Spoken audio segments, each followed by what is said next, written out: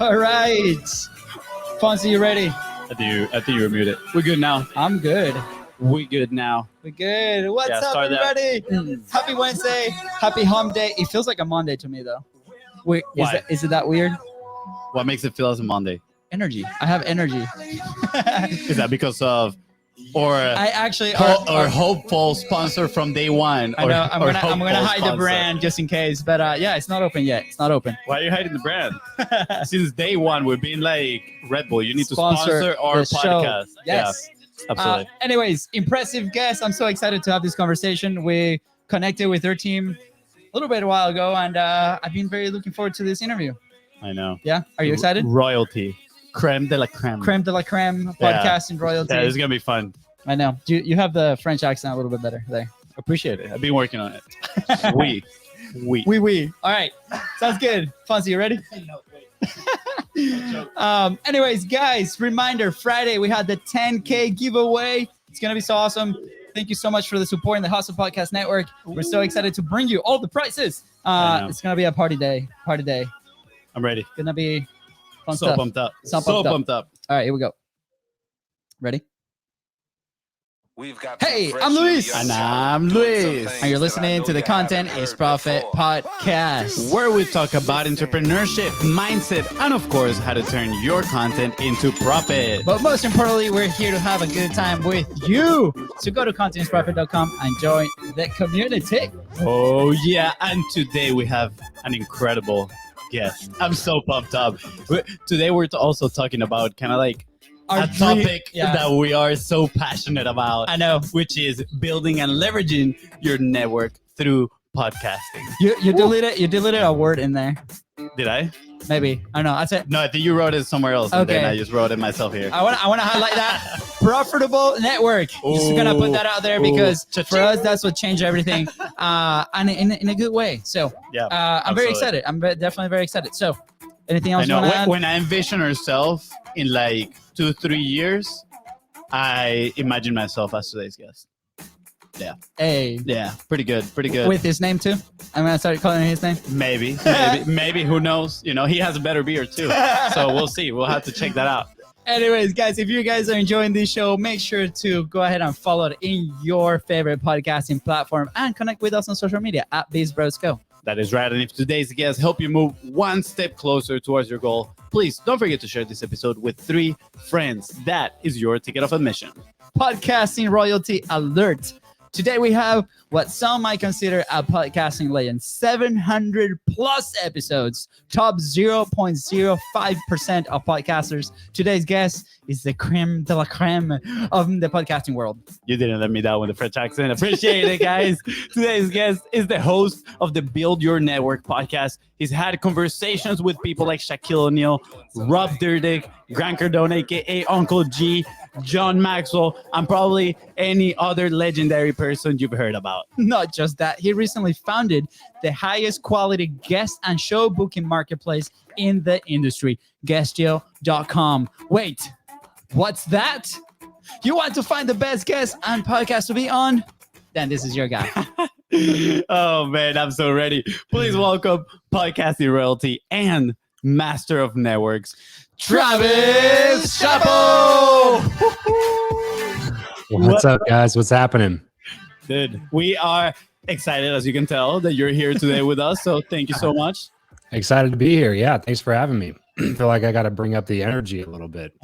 No, man, We're good. just by showing up, that's all we need. We can feel the presence and, all the knowledge that you're about to bring in here. You're going to blow people's minds. So Yeah. we're excited. Well, I feel like I have to now to just keep up with the expectations from the intro. That's the whole plan. We set these expectations high up, and then it's like, well, okay, guess now you got to deliver, You talk for 45 minutes. No, I'm kidding. Dude, Travis, I'm excited to learn a little bit about your story, right? Because you have an incredible platform right now. You've connected with incredible people. Your network, right, is probably worth billions, right? It's crazy. And but I'm very interested. Like, how does that journey start? Like the entrepreneurship side. Like how do you find out about connecting on the network side of things?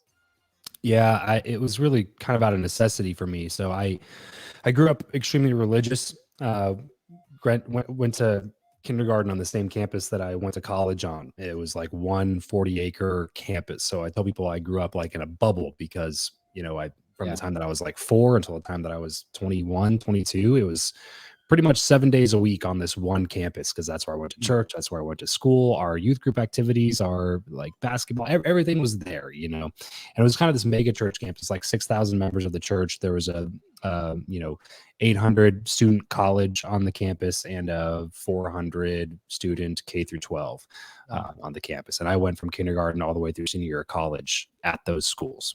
Wow. So when I was getting ready to graduate college, I had a degree. I was getting my degree, double major in Bible and church ministries. And by the time I graduated, I realized I didn't want to do that with my career. And I got to that point when I was graduating. So here I am with a useless Bible degree because it would have been useless already, but it happened to be unaccredited. So it was an unaccredited Bible degree, which doesn't really, make employers line up at your front door when you're graduating college. Yeah. And I had grown up kind of in a real estate household. My dad was an agent and I wanted to buy a house. And so like right after graduated college, I bought a house. And right before I graduated college, I got married to my high school sweetheart. So now I'm 21, I have a mortgage to pay and I have a wife and I don't know what I'm going to do with my life. And so I did the only thing I knew how to do at the time, which was door-to-door sales. Mm-hmm. And that was what I did in college to make a little bit extra cash. And I figure, hey, if I did this full time, I'd be able to actually make some real money doing it. And so I set the goal at 6 figures and started knocking doors. And my first year full time door-to-door sales made 6 figures knocking doors, selling alarm systems when I was like 22, 23. And when that happened, something kind of counterintuitive happened at the end of the year. Like most 22-year-olds, you make 6 figures in 20-hour, 25-hour work weeks. You're like, okay, I'm going to keep doing this for a while. Yeah. For me, when I got to the end of the year, it was like, I feel like I'm pretty close to the ceiling of what I can do here. And that was super scary for me at being 22. And I knew that if I fast forwarded the clock to 32-year-old Travis, I knew that I didn't want to be still knocking doors. And so now at that point, I have a degree that's useless and I have a skill set that I don't want to use anymore. And now I'm just back to square one. And at that point, it was just kind of like a back against the wall moment where I didn't know what I wanted to do with my life, but I had a mortgage and bills and a wife and I couldn't just go sleep on my mom's couch until I figured it out. So I took some time off. My wife was working at the time. Luckily we cashed in on a real estate deal. I took some time off and just basically got my physical health back in shape because I kind of let it go when I was doing door to door and just focused in on personal development, which was the first time I'd ever really done anything like that. I started actually reading some books, listening to some audiobooks. First time in my life came across podcasts and started being just an avid consumer of podcasts. And I would just always have it in my ears, walking around the house, whatever I was doing dishes, mowing the lawn, whatever it was, I had a podcast in. And eventually just got to the point where I was like, yeah, I think this might be kind of like a cool way to potentially make some money and try to figure out, what I'm going to do. Yeah. And so started the show, did not go well for a while, and then kept with it, persistent enough. It started going pretty well. And then that's when people started asking me how I did it and started asking me for help with their podcasts. So I just leaned into that a little bit more, started doing podcast coaching and consulting. Then when my client list got too full, we took all the trainings that we took with private clients and we turned it into a course, started selling course and community type stuff, masterminds, things like that. 2020 happened and it shut down our entire events and mastermind side of the business. And so we at that point decided, let's go ahead and build this software company out because I had the idea for a couple of months and figured, hey, if there's ever a time to do it, it's right now. So we started development in June of 2020. We launched at the end of the year. All of 2021 was just kind of like trial and error after we closed a seed round of about 1.3 million in August of 21. And then really figured out, kind of found that like product market fit towards the end of 2021, really beginning of 2022, and then decided to go ahead and build an agency on the back end of the software to do a little bit of done for you of what the software does DIY. And so that kind of brings us up to today. So now we have a 7-figure agency and software company. And then my Build Your Network podcast is coming up on 800 episodes. And you guys mentioned some of the guests that we've had on there, over 2-point-something million downloads on that show. And then we started a new show, Figuring It Out, which we launched last month and got over 60,000 downloads month one on that show. So just trying to crank stuff out and, keep making progress. Amazing. I mean, we can just know. end the episode right now. You just like gave us a whole roadmap of how to build a fun and incredible business. No, thanks for sharing, man. I know Fonzie has some comments. There's something that will come up in the show, by the way. It's called choke the mic. So whenever Fonzie doesn't let anybody talk, that's choke the mic session. But there was something that you mentioned. Obviously, there's a period there where you said I launched the show and it wasn't doing so well, and then it did so well. Yeah. What is the difference between those two for you? I'll share what it was for us, but I'm very interested in your point of view. Like, what's a show that does well? What's a show that doesn't do well? Time, consistency, and time. For me, it was just that. It was just like I launched it expecting for it to take off in 3 months, and it took me probably 1.5 years to get it to where it finally started like bringing in like real download numbers, you know, like 2, 3, 4, 5,000 downloads an episode. Like it finally started kind of picking up a little bit after just being painful. I tell people like, you got to be painfully consistent. You have to be so consistent that it hurts, because at the beginning it sucks, dude. Like you're putting in all this time, effort, energy, and work into this thing. And then like, it's like seemingly nobody cares. Like nobody's listening. You're putting all this work and energy into something, and then you launch, and then it's crickets, and it feels like, well, why am I even doing this? This seems like just a massive waste of my time. But painfully consistent, man. You just stick in it. If you're in it for the long haul, you're in it for the long haul, and it doesn't matter how long it took me. I knew that I was gonna do it until it worked. Yeah. What kept you going? Because obviously we see the after of that situation, right? You know, we're for us, we're in a transition mode right now where it was independent show to now we're part of the Hotspot Podcast Network, and that has been an incredible journey on its own, right? And now we have access to resources, we have access to a community, we have access to many things, right, that we didn't have before. So we feel like right now is a turning point for the show itself. Is like part 2 evolution, right? But now we've seen your after and what you built, right, based on that initial platform that you have. What kept you going at that time? Do you have any idea what was the plan? I just believed in the long term. You know, I saw the people that were living the life that I wanted to live, and the goal was more important to me than the short-term pain. Like the long-term accomplishing of what I was set out to achieve was more important to me than like the short-term pain that I was feeling on the journey to getting to that point. So I always tell people like that fear of regret is a bigger motivator for me than fear of failure. And for most people, I think fear of failure is the bigger motivator. And that's the difference between short-term thinkers and long-term thinkers. If you're a short-term thinker, you probably fear failure more than you fear regret, which is why you don't take big risks. You don't take advantage of opportunities. You don't put yourself out there. You're afraid of embarrassment. You're afraid of failure. So you don't do anything. You don't push the comfort zone. You don't push the limits, and you stay in the realm of what feels good. But a long-term thinker fears regret more than they fear failure. So when I'm looking at a potential opportunity that if it goes south, it could cost me my reputation for a couple of years. It could cost me hundreds of thousands of dollars. It could cost me a multitude of things. Do I fear failure? Of course. Like it's not like it doesn't exist. It's just that I fear regret more. Like if I fast forward to the end of my life and I'm 90 and there's nothing that I can do about the state of my health and the state of my life at that point, there's nothing that I can change. My life is mostly lived. And I look back on those decisions. I don't want to look back with regret, because at 90, it doesn't matter. None of that stuff matters, right? Yeah. Like losing hundreds of thousands of dollars, who cares when you're 90? Like losing your reputation for a year before you built it back up, doing something different, doesn't matter when you're 90. All the people that you're afraid about, the opinions that they have of you, when you're 90, none of it matters. The only things that are going to matter are the people who are closest to you, who actually love you, and they're going to love you through all the failures anyway. So who gives a... Yeah. Like, absolutely. Yeah, you can cuss here if you want to. You're good. Okay. Yeah, who gives a shit? You know, like why are you basing your life decisions on that rather than the state of your mind at a later time in life where you can enjoy the things that you want to enjoy and live the life that you believe you were meant to live? Yeah, absolutely. I think that's a great question that people can add to their repertoire when they're about to make some important decisions, right? Am I more scared of failing, or am I more scared of, eventually regretting not taking action? And like you said, right, I think when you pose that question, the fear of regret becomes bigger, right? At the end of the day. Yeah, because not everything's worth pursuing. Mm-hmm. You know, but when you ask yourself that question, you can figure it out pretty quickly. I think it comes from Tony Robbins. You have to double check me, but I think it comes from Tony Robbins. I heard it from somewhere. It's called the rocking chair test, but it's essentially that question. Imagine yourself, close your eyes. Imagine yourself sitting on a rocking chair on your front porch and you're 90 years old. Most of your life is lived.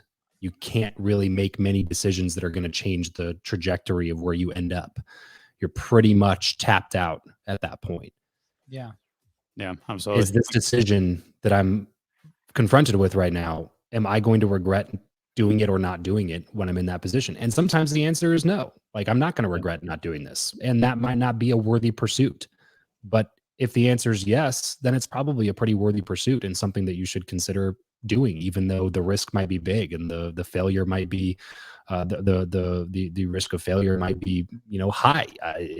Starting a business, starting a podcast, like the risk of failure in all of these ventures is always extremely high.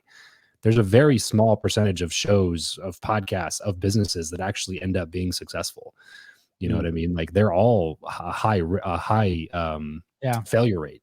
So if you're gonna take the risk and do that, then it better be a worthy cause. It better be a worthy pursuit, or else, like, first obstacle comes up, you're just gonna quit. Take your ball and go home. Absolutely. And I feel that's a situation in many cases, right? People have this just extrinsic motivators, driving them to start certain things, and then when it comes down to the consistency, they just see themselves falling off. I'm pretty curious because 700 plus almost 800 episodes, you said, it's a lot of episodes, right? It's a lot of consistency, but I'm curious if the vision has changed from the very beginning. And the reason I'm asking this question is because when we started our podcast, right, we actually started it when everything shut down here in Florida because of COVID. And we had to pivot, right? We lost about 80% of our business, which was brick and mortar. And we're like, oh, we need to figure something out. We had a client that was doing pretty well with podcasting, and we were like, what if we model after him? What if we do the podcast 3 times a week, and we'll see how it goes, right? So our main objective was, let's start the podcast. Let's try to drive some revenue through the audience, right? See if somebody listens to the podcast, connects with it, eventually turns into a client. Well, we figured out around episode between 20 and 30, I would say, we started discovering that anybody that we would invite to the podcast, they were like, yeah, absolutely. Like, this would be really cool. And we started discovering that there's opportunities in there, that you could connect with incredible people that you look up to, that maybe in any other situation, it would have been impossible to connect with, right? So this is actually even before I heard of you, if I'm being honest, right? And then when I heard about you, that you have your podcast, Build Your Network, I was like, dude, these guys talk about the concept that we now preach about. We now preach about having your own platform and using it to connect with those people that can either be your, dream customers, partnerships, or just add a lot of value to your network. So I'm curious, from your perspective, did you start episode 1 with that vision, or how has that vision changed throughout the 800 episodes? Yeah, it's a good question. I started the show just as, frankly, because I didn't know what else to talk about. I was going to do something on sales, but when I looked at it, it was just a completely red ocean. There were so many sales podcasts already. And I thought, it's going to be more difficult to stand out if I'm competing against all these other people that are already really well known for sales. Yep.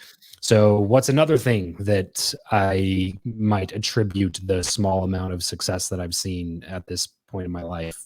What would I attribute it to? And for me, it was always about getting around mentors. Like, when I looked at why I was good at sales, it was usually because I got around the best people in the organization. Whenever I would jump into a new, product or service to sell, I'd get around those people and learn directly from them what they were doing. I didn't have to reinvent the wheel. I didn't have to come up with anything crazy. I just had to learn from somebody who was already doing it that could show me the path that they took.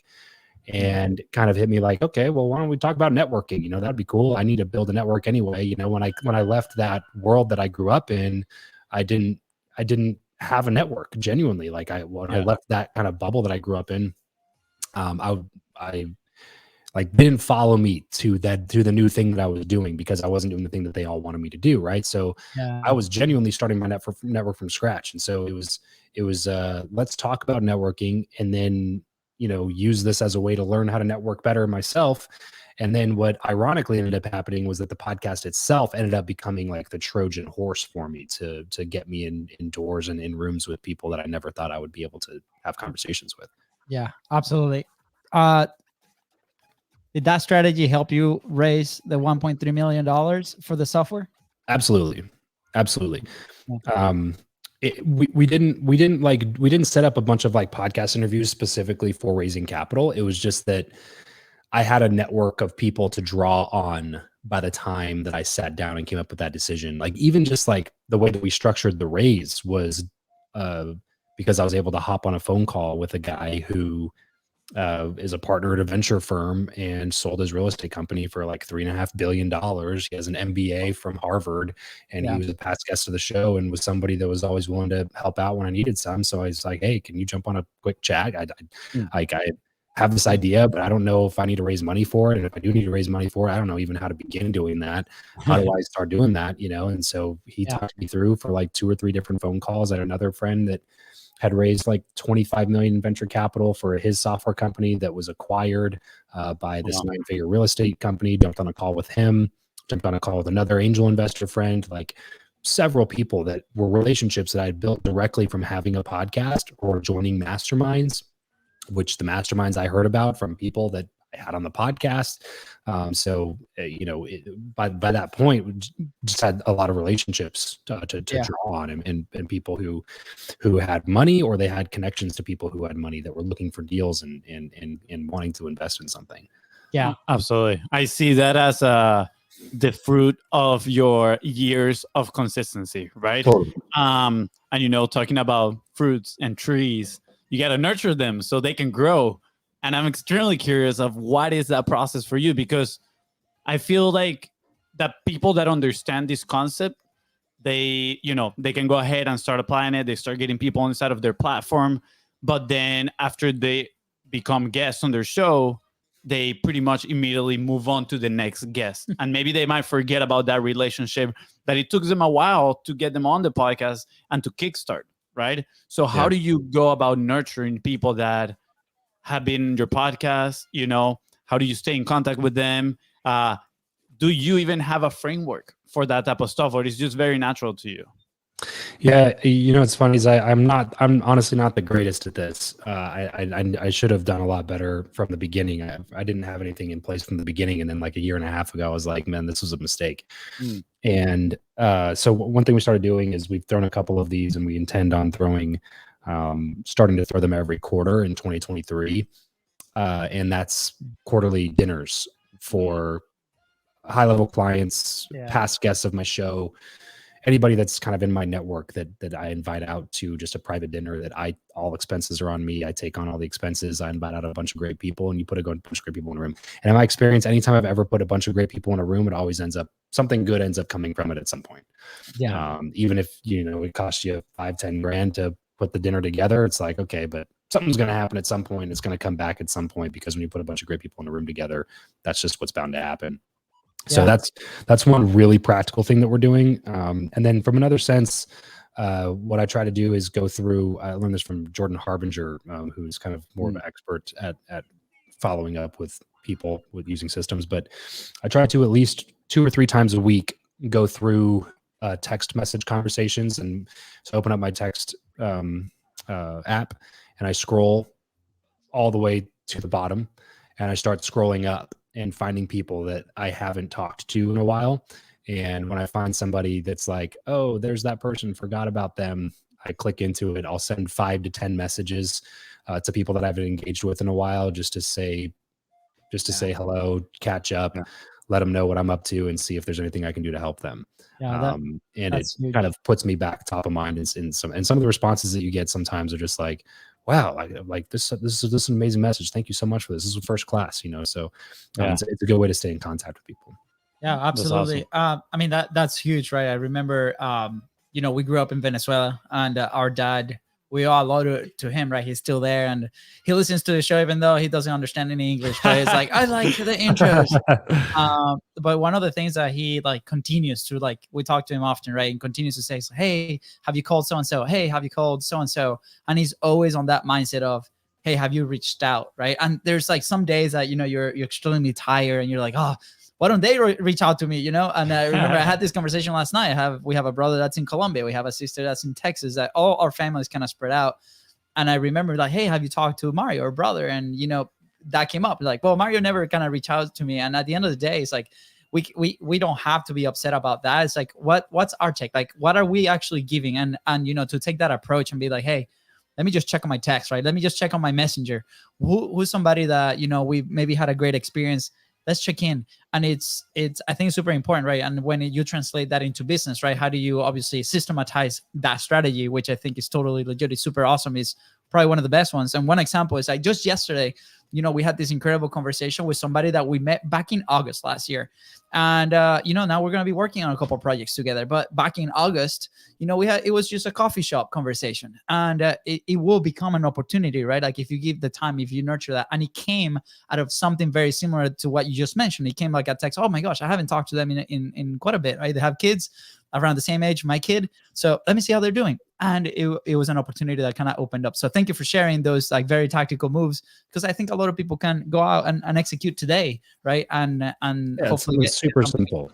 It's something super simple. Somebody said recently, like if you're in business, especially if you're in the expert business, consulting, coaching, or you have like a high ticket agency or service or something like that, he was like, people complicate getting clients. He's like, ultimately, at the end of the day, over a long period of time, what leads to clients is having great conversations with potential prospects, keeping in touch with them over a long period of time so that they know what it is that you offer, and then making it easy to do business with you whenever that need actually arises. Absolutely. So if you can create the initial connection and conversation, keep an open dialogue moving forward, and they actually know what it is that you do, then as soon as they have that need or somebody in their network has that need, then you're the person that's top of mind to solve that problem for them.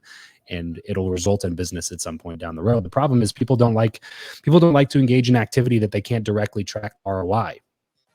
And especially if you come from, you know, like a direct response marketing world, they want to put in $1, get out $3. And if I do this webinar, I know my conversion rate will be X% and I'll make X amount of dollars, and we'll spend X amount of dollars to get people in there. I know what my profit will be X.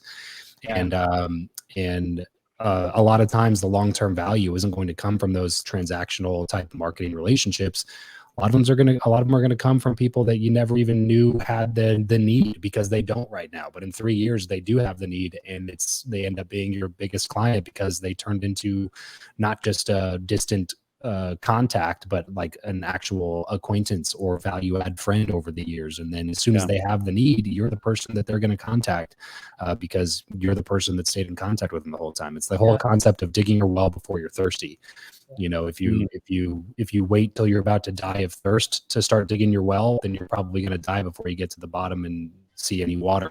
You know, you got to dig it long before you have the need. And it's the same thing in relationships. You just got to build relationships for the sake of building relationships and adding value and being nice and being a pleasant person to be around. And at some point, you're going to be thirsty. And you're going to need something. You're going to have an ask. Like for me, it was the cap raise, right? It was raising the money. For a long time. I didn't really know what to ask people. So I just show up and add value as much as I could and try to keep contact with people. But then all of a sudden it was like, hey, I have this need and it's a pressing need and a big ask, but you know, I need some help with it. Absolutely. Can you help me? You know, but because if you dig the well, then you can draw the water out of it when you're thirsty. Yeah, absolutely. Fonzie, I know that you have awesome questions, but here, like this analogy just came to my head. I can't remember if it was a movie, the 21. It was like a magician movie, but there's a part. I thought you were about to say it was Magic Mike. you wish, Fonzie, you wish. But I remember there was a magic trick in there that it's like this tree, and they're trying to choose a card, right? And then they cut the tree and is in a box inside of the tree, right? And obviously the trick is very impressive, but the big surprise is that trick was set up like 20 years ago. 20 years before that trick was actually doing. So the magician actually tracked that person that it was like a little girl and where they put the thing in or whatever. And it was like, it took 20 years, right? But then you see the massive trick, right? So when you were talking about, you know, people don't like to do things they can't track ROI on, it's like, we can, but it's just going to take a little bit more time, right? Because like for you, right, that conversation that you had, it was worth 1.3 million, right?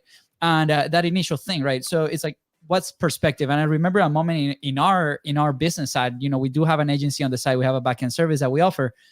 I remember we questioned the show big time because of that same reason. And we had to slow down and, you know, we're like, let's look exactly like, where are the customers coming from? Every single one came from either they were a guest on the show or they were a referral from somebody that came to the show, right? So we're like, this is the one single thing that's moving the business forward. But we have to be aware that we can sometimes maybe distance a little bit from that immediate ROI, right? At the end, it's like, trust the process, right? It will happen, and just take your attention and put it in those things. So I think it's super important. I think people have to believe, right, in the thing that they do. Yeah. I mean, I think it goes back to the concept of longevity and consistency that you were talking about before as well, right? Is that long-term thinking that you talked about. And that is a challenge nowadays. A lot of people have the quick win mentality. Totally. All they want is the shiny object syndrome. What is the next thing that is going to give me a quick result? And I don't know whether that is because of the needs, their own personal needs getting in the way of doing good business, building strong relationships, or why exactly it is. I'm not 100% sure.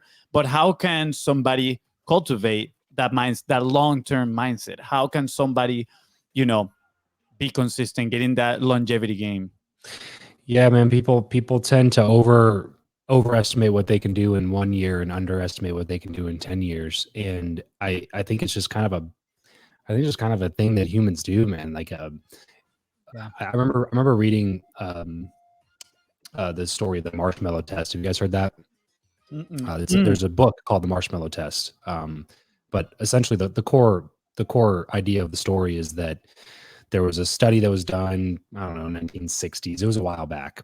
And they sat a bunch of kids in a room and they put a marshmallow in front of them and said, okay, we're going to leave. If we come back and the marshmallow's still here, we'll give you 2 marshmallows. But if you eat it when we leave, then you only get the 1. Yeah. And majority of the kids ate it before they came back. And so what they did is this study lasted through the duration of these kids' lives, and they followed all of the kids, and they noticed that every kid that was able to delay gratification for a reward later on ended up living a much more successful life in whatever path they decided to go down. Yep. And the whole premise of the book is basically like there's almost like there's a ton of different common traits that people can point to for really successful people, but the number one common denominator for any successful person over the long haul is that they have the ability to delay gratification. And so when I read that, to me, it was just like, I guess I mean, we all make decisions based on emotion, but when I read that and really understood that holistically, it was like, oh, well, that's just what I'm going to do then. I don't really have any tips on how to like adopt that mindset. Because for me, it was like, that's what I'm going to do. Like, if that's what it takes, then that's what I'm going to do. And you follow people. And I think that it was kind of more exaggerated for me and potentially for you guys as well. Because when you have conversations with a ton of successful people, you find that to be true over a large test group of those people. That's why like these internet marketers who are like the people with the rented Lambos selling the courses, they don't have long-term success. Yeah. They don't, because they don't know how to delay gratification. They make 200 grand on a webinar or an event, and they go spend 175 of it on a Lamborghini to run their next ad campaign, and then it doesn't go well, and then their Lamborghini gets repossessed. And it's like, then you got to start from scratch again. It's like they're so focused on these short-term wins that don't have the ability to delay gratification. And over the long term, you're not going to win. Absolutely. And the only reason I'm doing what I'm doing is so that I can win long term, because I want control over what I do in my life. I don't want to get a big win now and then in 10 years from now, you know, when I'm almost in my 40s, I don't want to be sitting there going like, oh, I got to start over, got to start from scratch, because I was thinking so short term earlier. Is like, yeah, I did well in my 30s, but then like got to work in my 40s and my 50s and my 60s. Like, I don't want to do that. Like, I want to set myself up for success in the long term. Otherwise, why am I here? It doesn't mean that I'm going to like never do anything fun, you know, but does it mean that I still drive a Toyota Camry? Yes, it does. Because I would rather put some money in a real estate deal that actually like appreciates, makes me money, gives me tax advantages, instead of dumping it into a car. And not to say that I'll never drive a nice car, because I absolutely want to, but I'm just saying I have other goals in mind. And when you sit down, you listen to people, you have conversations with people like a Grant Cardone, who had $1 million in his bank account, and he was driving a used Camry at the time. And he went and bought like 2 apartment buildings with that $1 million, even though he had the money sitting in his account. He could have bought whatever car he wanted to. But now he buys jets and helicopters because he delayed gratification over a long period of time, and built his net worth up to the point where now he gets to do whatever he wants to essentially for the rest of his life, even though he'll probably continue working because he's just addicted to the hustle. But he has the ability, the freedom to do whatever he wants because he delayed gratification. I think that's a common denominator for mostly all successful people who have any sort of significant wealth or freedom. Yeah, no, true. And you said you don't have any practical advice. And honestly, I think that is a very practical advice, which is surround yourself with people that already are delaying gratification. And you're probably gonna, but literally, like by osmosis, you're going to start, you know, kind of like molding to their habits and to the things that they do. You've heard it. You are the average of the 5 people you surround yourself with. So why not start a podcast and start bringing awesome people to your show, right? Start developing your network. Travis, we got like 4 minutes here. We got 2 more questions. You wanna take a shot at this one? To have maybe is it, you know, random questions? No, we got we always make obviously the same last 2 questions. Actually, I'm gonna change one because I think, you know, we talked about the action point just now, right? And I think it's like create that network, start creating that network. If it's from a podcast, I think it's very low friction to start it. That's why we actually did it, because we tried everything else and it didn't work. And this was the thing that kind of grabbed a ton of traction. But speed dating doesn't work for networking, guys. Yeah, Don't try that one. So instead of that, I really want to ask about, you know, what has been probably the biggest challenge on turning the content into actual profit, right? Like how was that transition to you? What was that connection, right? For us is obviously the process of the show into the service, right? What was that connection for you when you first started? I think the number one thing, if you're trying to turn content to profit, is training yourself to be a better listener, because a lot of people are trying to create their program. They're trying to build their offer instead of starting with their market and moving to their offer from their market. They just go directly to the offer, and then they try to force feed the offer down their market's throats. And when I started my podcast, the first ever thing that I did to monetize was I had a mastermind. And the reason I started a mastermind was that was the thing that people were asking me to do. So I jumped on free phone calls with anybody who was listening to my show for the first like 6 months, like free 15-minute phone calls. Probably jumped on over 100, just like free 15-minute phone calls with people. And I would always ask them the question, when it comes to networking or building your network, what's the number one thing that you're struggling with? And I kept getting the answer about like, oh, you know, it's hard to find other people that are like me. It's hard to find other people that think like I do. And so it was like, okay, well, I'm going to build a mastermind that connects like-minded people together and makes them not feel alone in this journey. And when I launched it, we had people buy it because you didn't have to sell something that people asked you to buy or people asked you to create. You know what I'm saying? So for me, it's like your content is a way for you to be able to reach out to your market and learn from your market's mouth directly the struggles that they have, the problems that they have. Absolutely. And then you can build in products or services or offers or coaching or whatever to solve the problems that your audience or your guests or whoever you're interacting with and trying to solve problems for, that they're actually having, because you're hearing it from their mouth. And if you hear it from their mouth enough and you start to understand that problem holistically, then that's how you can really start bringing, you know, people into your products and services. I think it was Dan Kennedy who said that if you can explain your ideal customer's problem to them better than they can explain it, then they'll automatically assume that you have the solution to the problem. Yeah. And that's all it is. It's all it is a deep understanding of your market and content putting out content and driving people to content can be a really great way to listen and understand and hear what they're saying and how you can help them more effectively. By the way, you just shared a massive shortcut in business. We actually, I'm going to share a quick experience before we ask the last question, but we actually went through a whole day exercise where we like brainstorming the things. And, you know, this was probably like a few months ago, but we listed a bunch of stuff that came our way, but we assumed that the product was going to be one thing. And I remember jumping on 20-minute calls also with people that have been coming into our community. And they were like, oh yeah, that's cool, but this is really what I need help with. But this is the thing that I need help with. And it was enlightening and it was awesome. And from those relationships, we were able to bounce back in a moment of a lot of need. So to your point, please, people, go ahead, jump on those 15 minutes calls and get that feedback. Super awesome. Like Todd Brown said in Content is Profit once, be a student of the market. Yeah. Totally. That's awesome. Okay, last question, Travis. Where will you be if you didn't publish? I don't even know, dude. I mean, that's a good question. I really don't know. Basically, everything good in my life in terms of like my business and career has been a direct result of my podcast in some sense, whether it was a relationship or a connection to somebody else or somebody introducing me to somebody or an interview that I had or realization that I had, knowledge that I got, a book recommendation that changed my life. Like almost everything has been branched off of the podcast in some sense. So I have no idea. I'd probably be trying some sales job or something. I really don't know. Still knocking on doors. Maybe. Yeah, potentially. Yeah. Wow. That's very powerful. Thank you for sharing, man. Thank you. All right. Where can people find you, Travis? We want to hear all about it.